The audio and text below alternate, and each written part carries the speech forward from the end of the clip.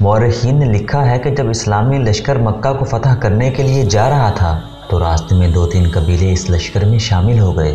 تقریباً تمام مسلم اور غیر مسلم مورخوں نے لکھا ہے کہ رسول خدا صلی اللہ علیہ وآلہ وسلم کی قیادت میں اس لشکر کی پیش قدمی غیر معمولی طور پر تیز تھی، اور یہ مسلمانوں کا پہلا لشکر تھا جس کی نفری 10,000 تک پہنچی تھی۔ رسول اکرم صلی اللہ علیہ وآلہ وسلم اس مقصد میں کامیاب ہو چکے تھے کہ اہل مکہ کو اسلامی لشکر کی آمد کی اطلاع نہ ہو۔ اب خبر ہو بھی جاتی تو کوئی فرق نہیں پڑتا تھا۔ اب قریش دوسرے قبیلوں کو مدد کے لیے بلانے نہیں جا سکتے تھے۔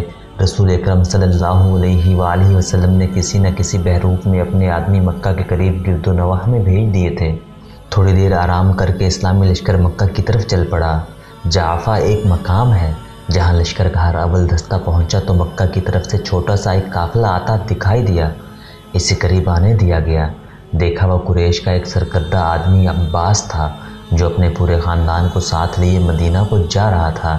یہ وہ شخص تھا جس نے حضرت عباس رضی اللہ عنہ کے نام سے تاریخ اسلام میں شہرت حاصل کی۔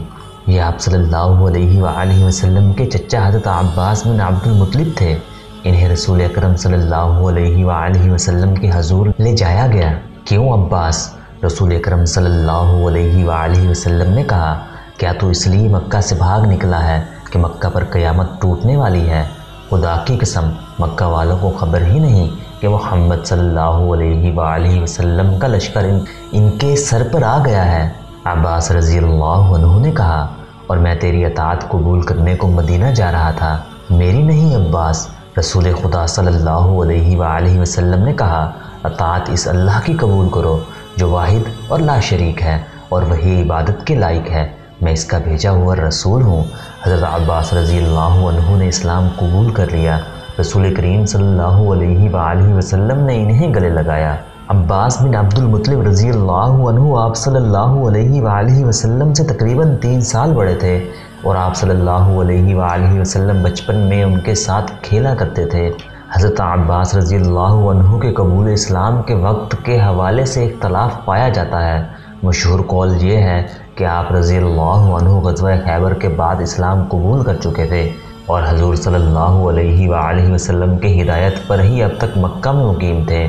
آپ صلی اللہ علیہ وآلہ وسلم کو مسرت اس وقت ہوئی کہ اہل قریش مکہ میں بے فکر اور بے غم بیٹھے تھے۔ حضرت عباس رضی اللہ عنہ نے جب یہ صورتحال دیکھی تو انہوں نے رسول اللہ صلی اللہ علیہ وآلہ وسلم سے کہا کہ اہل قریش آخر ہمارا اپنا خون ہے، 10,000 کے اس لشکر کے قدموں میں قریش کے بچے اور عورتیں بھی کچلی جائیں گی۔ عباس رضی اللہ عنہ نے رسول اللہ صلی اللہ علیہ وآلہ وسلم کو یہ بھی بتایا کہ قریش میں اسلام کی قبولیت کی ایک لہر پیدا ہو گئی ہے، کیا یہ مناسب نہ ہوگا کہ انہیں صلح کا ایک موقع دیا جائے؟ رسول اکرم صلی اللہ علیہ وآلہ وسلم نے عباس رضی اللہ عنہ سے کہا کہ وہی مکہ جائیں اور ابو سفیان سے کہیں کہ مسلمان مکہ پر قبضہ کرنے آ رہے ہیں۔ اگر اہل مکہ نے مقابلہ کیا تو کسی کو زندہ نہیں چھوڑا جائے گا، مکہ شہر مسلمانوں کے حوالے کر دیا جائے۔ رسول اکرم صلی اللہ علیہ وآلہ وسلم نے عباس رضی اللہ عنہ کو نہ صرف مکہ جانے کی اجازت دی بلکہ انہیں اپنا خچر بھی دیا جو آپ صلی اللہ علیہ وآلہ وسلم گھوڑے کے علاوہ اپنے ساتھ رکھتے تھے۔ ابو سفیان مدینہ سے جو تاثر لے کر گیا تھا وہ اس کے لیے بڑا ہی ڈراؤنا اور خطرناک تھا۔ وہ تجربہ کار آدمی تھا، وہ مسلمانوں کی شجاعت اور عزم کی پختگی سے بھی واقف تھا۔ اسے ہر لمحہ دھڑکا لگا رہتا تھا کہ مسلمان مکہ پر حملہ کریں گے۔ اس کی بیوی ہند، اس کے سالار اکرم اور صفوان اس کا حوصلہ بڑھاتے رہتے تھے، لیکن اسے اپنے ذاتی وقار کی اور اپنے قبیلے کی تباہی نظر آ رہی تھی۔ وہ ہر وقت بے چین رہنے لگا تھا۔ ایک روز وہ اس قدر بے چین ہوا کہ گھوڑے پر سوار ہو کر مکہ سے باہر چلا گیا۔ اس کی کوئی حس اسے بتا رہی تھی کہ کچھ ہونے والا ہے۔ اس کے دل پر گھبراہٹ طاری ہوتی چلی گئی۔ اس نے اپنے آپ سے کہا کہ ہوگا یہی کہ مسلمان مکہ پر حملہ کرنے آ جائیں گے۔ یہ سوچ کر وہ یہ دیکھنے کے لیے مدینہ کے راستے پر ہو لیا کہ مدینہ کی فوج آ ہی تو نہیں گئی۔ اسے ایسے محسوس ہو رہا تھا جیسے ہوا کی بو بھی بدلی بدلی سی ہے۔ وہ ان سوچوں میں گم مکہ سے چند میل دور نکل گیا۔ اسے عباس رضی اللہ عنہ ایک خچر پر سوار اپنی طرف آتے دکھائی دیے۔ وہ رک گیا۔ عباس، اس نے پوچھا، کیا تم اپنے پورے خاندان کے ساتھ نہیں گئے تھے؟ واپس کیوں آ گئے ہو؟ میرے خاندان کی مت پوچھ ابو سفیان، عباس رضی اللہ عنہ نے کہا، مسلمانوں کے 10,000 پیادوں، گھڑ سواروں اور شتر سواروں کا لشکر مکہ کے اتنا قریب پہنچ چکا ہے جہاں سے چھوڑے ہوئے تیر مکہ کے دروازوں میں لگ سکتے ہیں۔ کیا تو مکہ کو اس لشکر سے بچا سکتا ہے؟ کسی کو مدد کے لیے بلا سکتا ہے؟ صلح کا معاہدہ تیرے سالاروں نے توڑا ہے۔ محمد صلی اللہ علیہ وآلہ وسلم، جسے میں اللہ کا رسول صلی اللہ علیہ وآلہ وسلم مان چکا ہوں، سب سے پہلے تجھے قتل کرے گا۔ اگر تو میرے ساتھ رسول اللہ صلی اللہ علیہ وآلہ وسلم کے پاس چلا چلے تو میں تیری جان بچا سکتا ہوں۔ خدا کی قسم، میں جانتا تھا مجھ پر یہ وقت بھی آئے گا۔ ابو سفیان نے کہا، چل میں تیرے ساتھ چلتا ہوں۔ شام کے بعد عباس رضی اللہ عنہ ابو سفیان کو ساتھ لیے ہوئے مسلمانوں کے پڑاؤ میں داخل ہوئے۔ حضرت عمر رضی اللہ عنہ کیمپ کے پہرے داروں کو دیکھتے پھر رہے تھے۔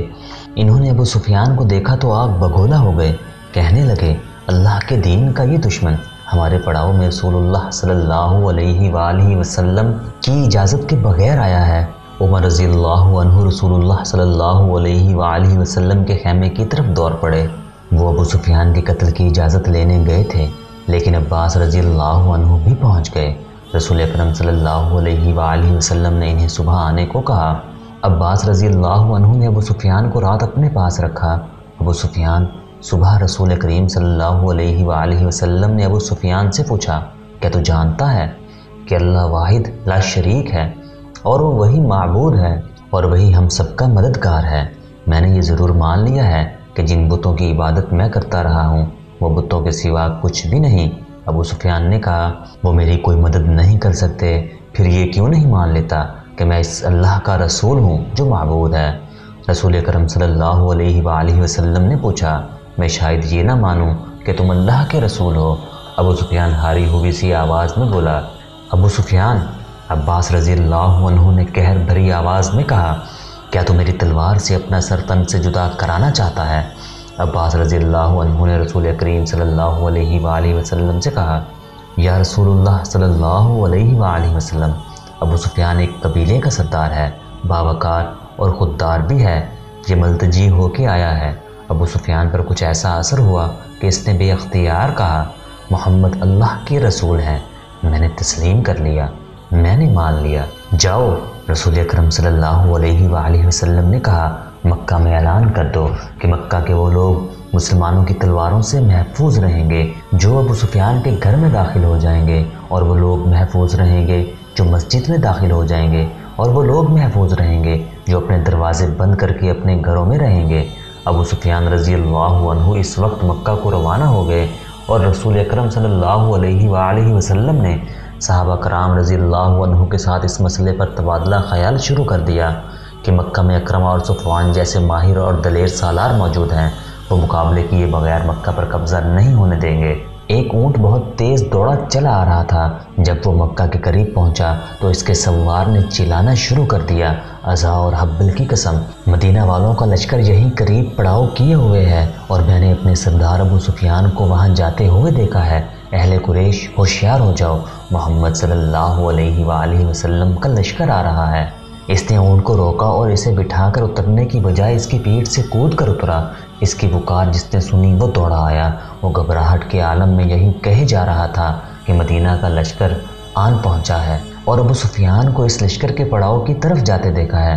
مکہ کے لوگ اس کے ارد گرد اکٹھے ہوتے چلے گئے۔ ابو حسنہ، ایک معمر آدمی نے اس سے پوچھا، تیرا دماغ صحیح نہیں یا تو جھوٹ بول رہا ہے؟ میری بات کو جھوٹ سمجھو گے تو اپنے انجام کو بہت جلد پہنچ جاؤ گے۔ چتر سوار ابو حسنہ نے کہا، کسی سے پوچھو ہمارا سردار ادھر کیوں گیا ہے؟ اس نے پھر چلانا شروع کر دیا، اے قبیلہ قریش، مسلمان اچھی نیت سے نہیں آئے۔ ابو حسنہ کا واویلا مکہ کی گلیوں سے ہوتا ہوا ابو سفیان کی بیوی ہند کے کانوں تک پہنچا۔ وہ آگ بگولا ہو کے باہر آئی اور اس ہجوم کو چیرنے لگی جس نے ابو حسنہ کو گھیر رکھا تھا۔ ابو حسنہ، اس نے ابو حسنہ کا گریبان پکڑ کر کہا، میری تلوار محمد صلی اللہ علیہ وآلہ وسلم کے خون کی پیاسی ہے، تو میری تلوار سے اپنی گردن کٹوانے کیوں آ گیا ہے؟ کیا تو نہیں جانتا کہ جس پر تو جھوٹا الزام تھوپ رہا ہے وہ میرا شوہر اور قبیلے کا سردار ہے؟ اپنی تلوار گھر سے لے آ خاتون۔ ابو حسنہ نے کہا، لیکن تیرا شوہر آ جائے تو اس سے پوچھنا کہ وہ کہاں سے آیا ہے، اور تو کہتا ہے کہ محمد صلی اللہ علیہ وآلہ وسلم لشکر لے کر آیا ہے۔ ہند نے پوچھا، خدا کی قسم، ابو حسنہ نے کہا، میں وہ کہتا ہوں جو میں نے دیکھا ہے۔ اگر تو سچ کہتا ہے تو مسلمانوں کو موت ادھر لے آئی ہے۔ ہند نے کہا، ابو سفیان رضی اللہ عنہ واپس آ رہے تھے۔ اہل مکہ ایک میدان میں جمع ہو چکے تھے۔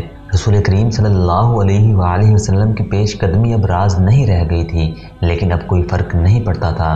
اہل قریش اب کسی کو مدد کے لیے نہیں بلا سکتے تھے۔ ابو سفیان رضی اللہ عنہ آ رہے تھے۔ لوگوں پر خاموشی طاری ہو گئی۔ ابو سفیان رضی اللہ عنہ کی بیوی ہند لوگوں کو دائیں بائیں دھکیلتی آگے چلی گئی۔ اس کے چہرے پر غضب اور قہر تھا، اس کی آنکھوں سے جیسے شعلے نکل رہے تھے۔ ابو سفیان رضی اللہ عنہ نے لوگوں کے سامنے آ کر گھوڑا روکا۔ انہوں نے اپنی بیوی کی طرف توجہ نہ دی۔ اے اہل قریش، ابو سفیان رضی اللہ عنہ نے بلند آواز سے کہا، پہلے میری بات ٹھنڈے دل سے سن لینا، پھر کوئی اور بات کہنا۔ میں تمہارا سردار ہوں، مجھے تمہارا وقار عزیز ہے۔ محمد صلی اللہ علیہ وآلہ وسلم اتنا زیادہ لشکر لے کر آیا ہے، اس کے مقابلے میں تم قتل ہونے کے سوا کچھ نہیں کر سکتے۔ اپنی عورتوں کو بچاؤ، اپنے بچوں کو بچاؤ، قبول کر لو اس حقیقت کو جو تمہارے سر پر آ گئی ہے۔ تمہارے لیے بھاگ جانے کا بھی کوئی راستہ نہیں رہا۔ ہمیں یہ بتا ہمارے سردار، ہم کیا کریں؟ لوگوں میں سے کسی کی آواز آئی، محمد صلی اللہ علیہ وآلہ وسلم کی اطاعت قبول کر لینے کے سوا اور کوئی راستہ نہیں۔ ابو سفیان رضی اللہ عنہ نے کہا، خدا کی قسم، مسلمان ہمیں پھر بھی نہیں بخشیں گے۔ ایک اور آواز اٹھی، وہ اپنے مقتولوں کا بدلہ لیں گے، وہ سب سے پہلے تمہیں قتل کریں گے۔ احد میں تمہاری بیوی نے ان کی لاشوں کو چیرا پھاڑا تھا۔ ہند الگ کھڑی پھنکار رہی تھی، میں تم سب کی سلامتی کی ضمانت لے آیا ہوں۔ ابو سفیان رضی اللہ عنہ نے کہا، میں محمد صلی اللہ علیہ وآلہ وسلم سے مل کر آ رہا ہوں۔ اس نے کہا ہے کہ تم میں سے جو میرے گھر آ جائیں گے وہ مسلمانوں کے جبر و تشدد سے محفوظ رہیں گے۔ کیا مکہ کے سب لوگ تمہارے گھر میں سما سکتے ہیں؟ کسی نے پوچھا۔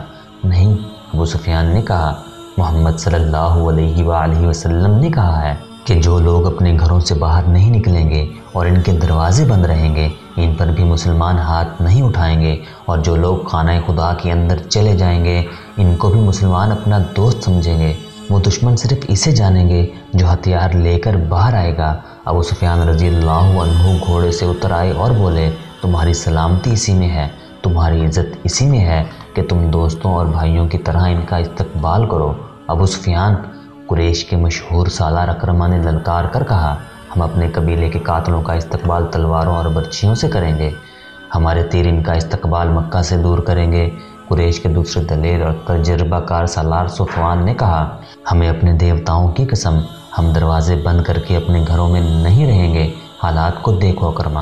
ابو سفیان رضی اللہ عنہ نے کہا، ہوش کی بات کرو صفوان، وہ ہم میں سے ہیں۔ آج خالد محمد صلی اللہ علیہ وآلہ وسلم کے ساتھ جا ملا ہے۔ تو مت بھول کہ اس کی بہن فاختہ تمہاری بیوی ہے۔ کیا تو اپنی بیوی کے بھائی کو قتل کرے گا؟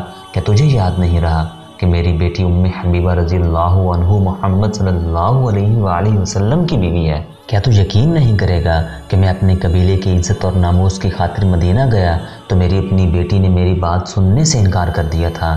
میں محمد صلی اللہ علیہ وآلہ وسلم کے گھر میں چارپائی پر بیٹھنے لگا تو ام حبیبہ رضی اللہ عنہ نے میرے نیچے سے چارپائی پر بچھی ہوئی چادر کھینچ لی تھی کہ اس مقدس چادر پر رسول اللہ صلی اللہ علیہ وآلہ وسلم کا دشمن نہیں بیٹھ سکتا۔ باپ اپنی بیٹی کا دشمن نہیں ہو سکتا صفوان۔ مکہ کے لوگوں میں اکرمہ اور صفوان اور 2-3 اور آدمیوں کے سوا اور کسی کی آواز نہیں سنائی دے رہی تھی۔ مورخوں نے لکھا ہے کہ قبیلہ قریش کی خاموشی ظاہر کرتی تھی کہ ان کے لوگوں نے ابو سفیان رضی اللہ عنہ کا مشورہ قبول کر لیا ہے۔ ابو سفیان رضی اللہ عنہ کے چہرے پر اطمینان کا تاثر آ گیا، مگر اس کی بیوی ہند جو الگ کھڑی پھنکار رہی تھی تیزی سے ابو سفیان رضی اللہ عنہ کی طرف بڑھی اور اس کی مونچھیں جو خاصی بڑی تھیں اپنے دونوں ہاتھوں میں پکڑ لیں۔